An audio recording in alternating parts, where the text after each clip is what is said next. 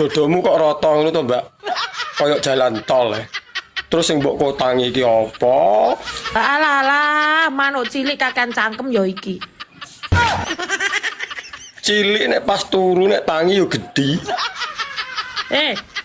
Nyapa? Lah wong ora tak bukane sepiro gedine sepiro cilike kok dadak ngomong rata koyo jalan tol. Kon tau meraba-raba ta? Lah nyapa kangelan meraba? Di sawang lho ketok. Tau ndeloki tau ngramati ta? Ora tau kan?